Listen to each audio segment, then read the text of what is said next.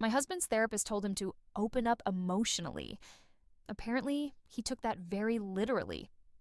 I used to wait in the car during his sessions, a loyal audience to his recovery arc, every Tuesday at 6, same office, same lavender scent leaking through the lobby doors. He'd walk out looking calmer, lighter. He'd smile like a man finding himself again. My name's Elena. I'm 36.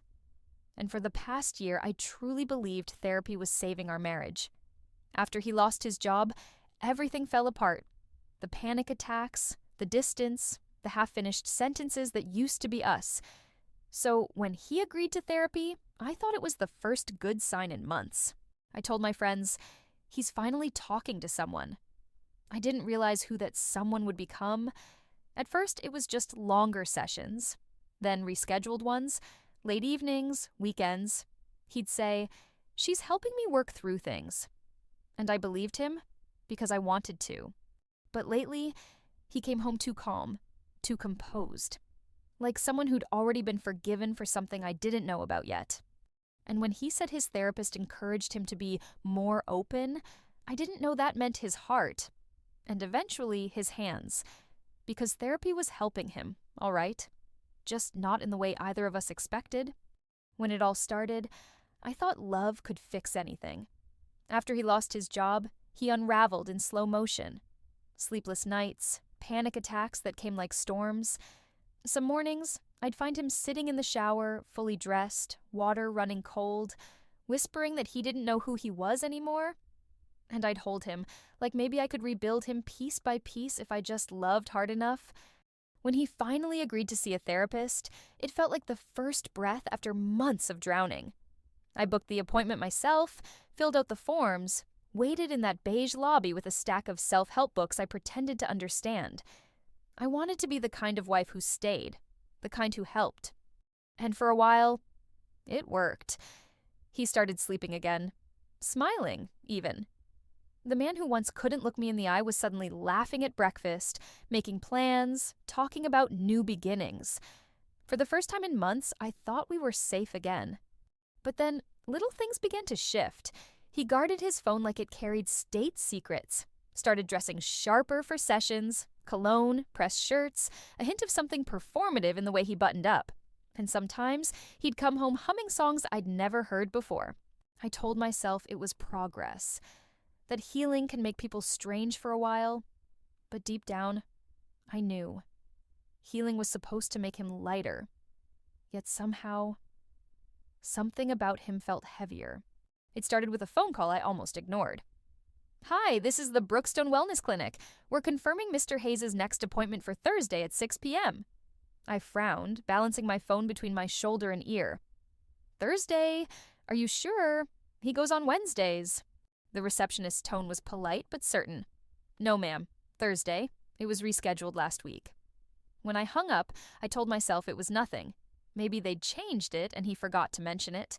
He'd been scattered lately. Tired. Healing takes time, I reminded myself. That night, he came home later than usual. His tie loosened, his face flushed in that half-guilty, half-exhausted way I used to mistake for stress. He carried 2 takeaway coffee cups. One nearly empty, one untouched. "Long session?" I asked. He smiled. "Yeah, went overtime? We're unpacking a lot right now." I nodded, pretending not to notice the faint lipstick stain on the rim of the second cup.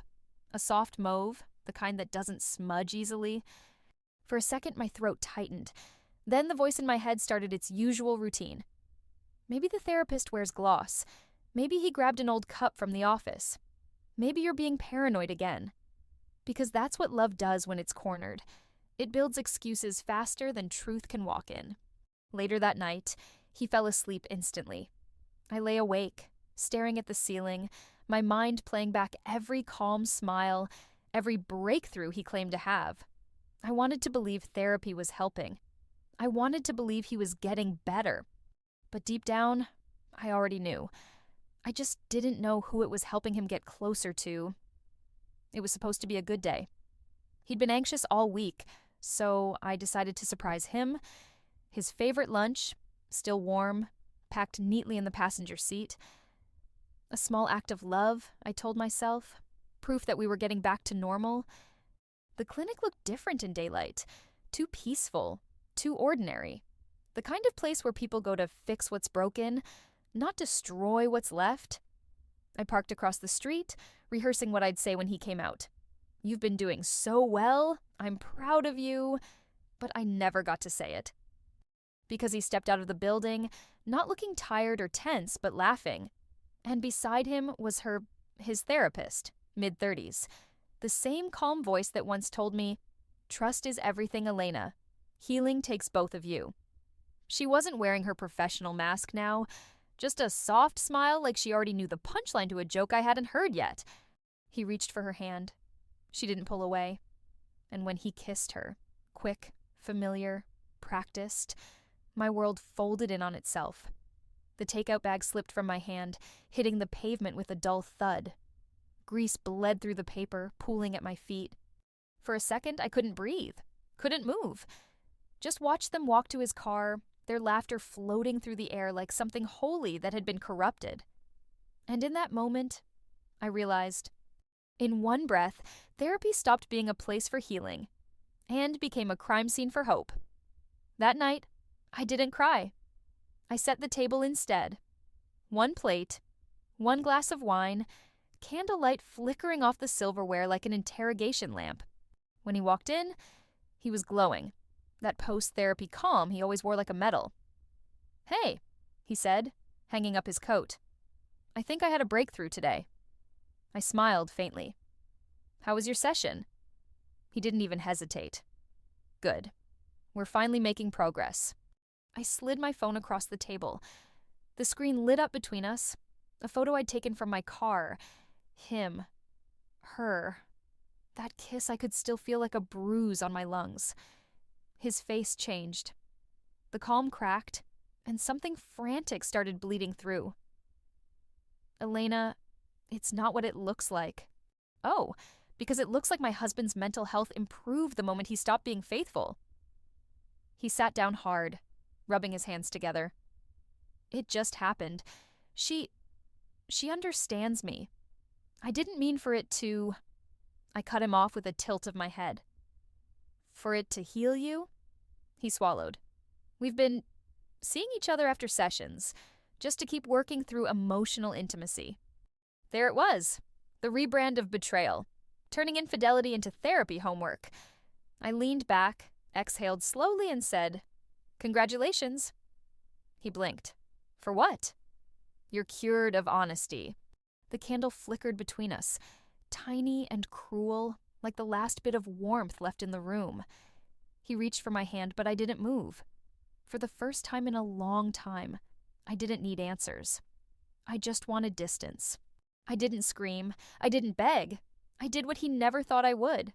I listened, not to him, but to the part of me that had finally stopped making excuses. The next morning, while he was at work, I opened a new email. Subject line: "Formal ethics complaint, breach of professional conduct."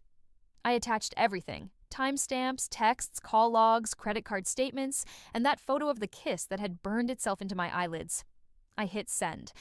A week later, a representative from the licensing board called. They thanked me for my detail. Then their tone shifted. Careful, almost practiced. It wasn't her first time. 2 prior patient relationship complaints had been quietly settled. NDAs, payouts, a record scrubbed clean in the name of recovery. That's when I stopped feeling hurt and started feeling useful. I uploaded every screenshot, every message thread, every date and receipt, anonymously. A local journalist picked it up. By Friday, the headline spread like wildfire. "Therapist suspended pending investigation into multiple ethical violations." Her practice's website vanished overnight. His phone didn't stop buzzing. Texts from coworkers, family, HR. By Monday, he'd been placed on leave. Reputational risk, they called it. He wanted healing. He got exposure. When he asked if I was behind it, I just smiled. "I thought you believed in accountability," I said. "Isn't that what therapy's about?" He didn't answer. He just sat there, staring at the floor, the same way he used to before all of this started. Only this time, I didn't rush to fix him. Because healing, I finally realized, isn't about saving someone else's peace. It's about reclaiming your own. I moved out quietly. No big speeches, no cinematic exit, just boxes, silence, and the smell of lavender that clung to everything. That same scent the clinic used to burn in the waiting room. The house felt smaller once his voice was gone. But the quiet didn't feel peaceful yet. It felt hollow. Everywhere I turned, his healing echoed back at me. Fragments of therapy talk that now sounded like manipulation rehearsed to perfection. You need to trust my process. It's not lying, it's protecting boundaries. You're projecting your fears onto me. I used to write those phrases down, thinking we were both learning a new language for love. Now I know they were just armor. Pretty words designed to make me doubt my instincts. Some nights, I'd wake up and check my phone, half expecting an apology that would never come.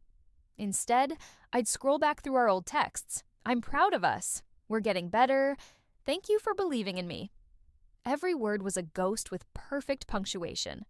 I found the lavender candle in the back of a drawer one night, the same one I used to light before he came home from therapy, back when I still believed in symbols. Scent as comfort, flame as hope. I set it on the kitchen counter, lit it one last time, and watched the wick catch. The flame burned soft and steady, breathing life into the dark for a moment before surrendering to the air. And as it burned down, I realized something. Healing doesn't always mean fixing someone else. Sometimes it means walking away before they rot your peace. I didn't forgive him. Not yet. Maybe not ever. But I forgave myself for trying so hard to make him whole when he'd already chosen to stay broken. Now, when people ask how I'm doing, I say recovering. Not from him, but from who I became while loving him. The quiet doesn't scare me anymore. It's not hollow now. It's space. And it's mine. It's been 6 months since I left. New city, new apartment, same morning ritual. Black coffee, open journal, quiet music that doesn't demand anything from me. There's light coming through the curtains, soft and kind, the kind that doesn't remind me of anything.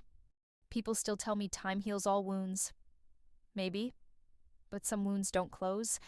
They just teach you where not to lean. I used to think healing was linear, like a staircase you climb one apology at a time. But now I see it's more like a demolition, tearing down everything false before you can rebuild what's real. Every breakthrough he bragged about was just another excuse for cruelty wrapped in clinical language. Every calm smile, every "I'm learning to communicate" was another performance. Therapy as camouflage. Sometimes I reread my old notes, the ones I took during his early sessions. I underlined phrases like "progress takes patience" and "trust the process." Back then, I thought progress meant saving us. Now, it just sounds like waiting for someone else to grow up while you burn down quietly beside them. The hardest part wasn't catching him. It was realizing how much of myself I'd handed over in the name of helping. I thought I was being strong, but I was just mistaking endurance for love. Now, when people ask if I'd ever trust again, I tell them yes, but only myself. Because the moment I stopped believing in his progress was the first time I made any of my own. I thought my husband's therapy sessions were helping him heal, until I saw who he was really seeing. That was the day I stopped believing in progress, because sometimes the cure isn't progress, it's distance.